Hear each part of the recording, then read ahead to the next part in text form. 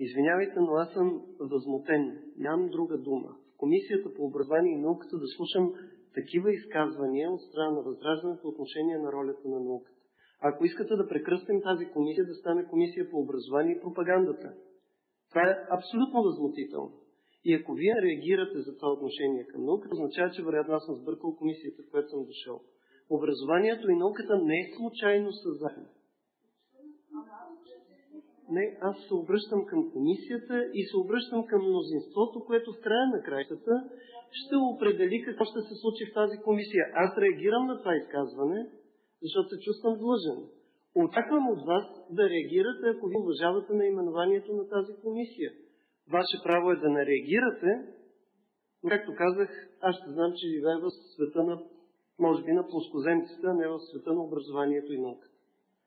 Така че молбата ми е да се опитаме да прекратим, доколкото е възможно и когато е възможно, такъв тип словоблудство, защото една държава трябва да избере дали тя иска да се развива напред и това винаги става на базата на образованието и науката, или искаме да се занимаваме с пропаганда, която може да си избере каквато иска отправна точка и може да защити каквато иска позиция, само и само да обслужва нечии партийни, лични или групови интереси.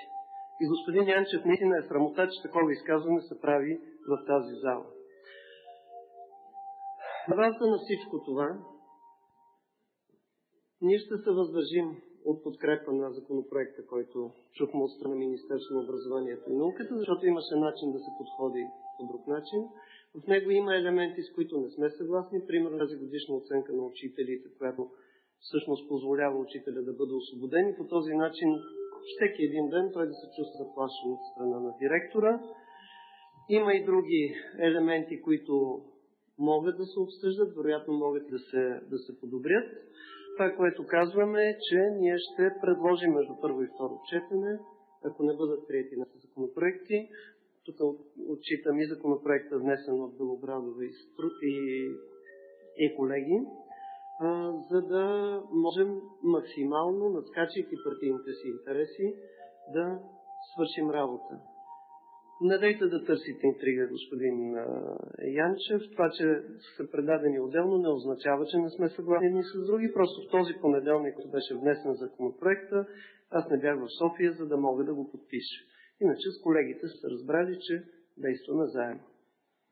Благодаря ви. Благодаря, господин Денков. Господин Янчев, заповядайте. Господин председател, благодаря, ще използвам възможността, че бях посочен няколко пъти от господин Денков, за да първо да отговоря.